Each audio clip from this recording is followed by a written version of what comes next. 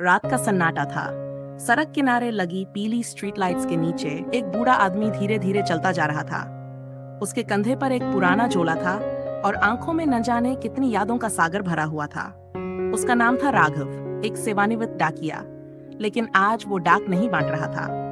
वो तलाश में था एक खत की जिसे उसने 40 साल पहले पहुंचाया ही नहीं था। भाग 1, अधूरी डिलीवरी। राघव की जवानी के दिन थे। वो अपने काम को ईमानदारी से करता था। हर सुबह 7 बजे डाकघर पहुंचता, चिट्ठियां गिनता और अपने साइकिल पर निकल पड़ता। एक दिन उसे एक खास लिफाफा मिला, मीरा, गुलाब नगर पुरानी बस्ती के नाम से। खत पर लिखावट बहुत सुंदर थी, जैसे किसी कवि ने लिखा हो, और नीचे साइन था आर्यन। राघव ने उस पते पर जाने की कोशिश की, लेकिन उस दिन तेज बारिश थी, सड़कें बंद हो गईं। वो खत उसने अपनी झोले की अंदर की जेब में रख दिया, सोचकर कि कल पहुंचा दूंगा। लेकिन अगले ही दिन डाकघर में चोरी हो गई। सब कुछ उलट पलट गया। राघव की बैग तो मिल गई, लेकिन उस एक खत को उसने न जाने कैसे भूल ही गया। साल बाद की यादें, समय बीता। राघव बूढ़ा हो गया, बाल सफेद, कमर झुकी। लेकिन एक दिन जब वो अपनी पुरानी अलमारी साफ कर रहा था, उसे वही पीला लिफाफा मिल गया। धूल में लिपटा, पर नाम अब भी साफ पढ़ा जा सकता था, मीरा। राघव की आंखें नम हो गईं। उसने कांपते हाथों से लिफाफा पलटा। सील अब भी टूटी नहीं थी, और उस पल उसे एहसास हुआ कि शायद किसी की मोहब्बत, किसी का जवाब 60 साल से अधूरा पड़ा है। तलाश राघव उसी वक्त निकल पड़ा, गुलाब नगर की ओर। अब वो इलाका बदल चुका था। पुरानी बस्ती में अब नए घर बन गए थे, सड़कें चौड़ी हो गई थीं और लोग नए चेहरे थे। उसने हर किसी से पूछा, मीरा जी यहाँ रहती थी क्या? हर कोई सिर हिलाकर कहता, नहीं बाबा, यहाँ तो अब कोई मीरा नहीं। थका हारा राघव एक छोटे से मंदिर के पास बैठ गया।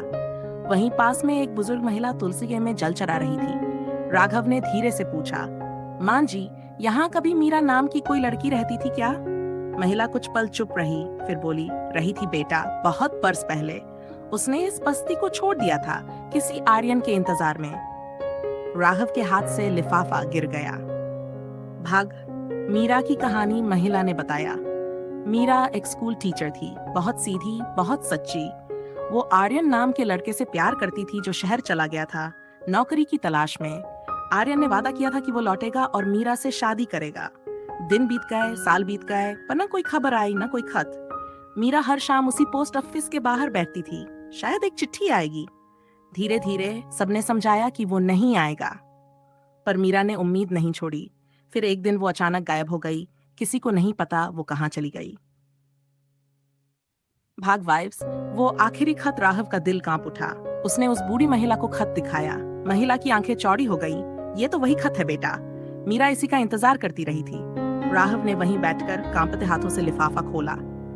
अंदर लिखा था, ओपन कोट, मीरा, अगर मेरी नौकरी लग गई तो मैं अगले महीने लौट आऊंगा, तुमसे शादी करने और वो घर बनाने के लिए जिसकी दीवारों पर तुम्हारी मुस्कान होगी।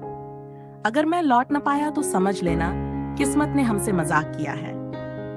तुम्हारा आर्यन। राघव की आंखों से आंसू टपकने लगे। वो सोच नहीं पा रहा था कि एक भूला हुआ खत किसी की जिंदगी की सबसे बड़ी उम्मीद बन गया था।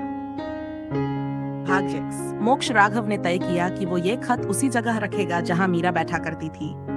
वो उसी पुराने पोस्ट ऑफिस पहुंचा जहां अब एक नई बिल्डिंग बन चुकी थी। पोस्ट ऑफिस के बाहर एक बेंच अब भी थी, जंग लगी हुई, लेकिन वहीं।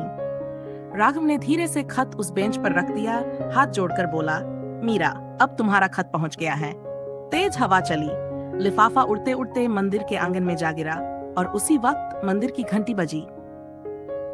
राघव मुस्कुराया, शायद अब दोनों मिल गए।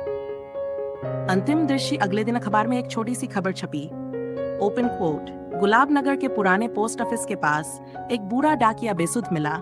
उसके हाथ में एक पुराना लिफाफा था और चेहरे पर एक शांत मुस्कान। Close coat.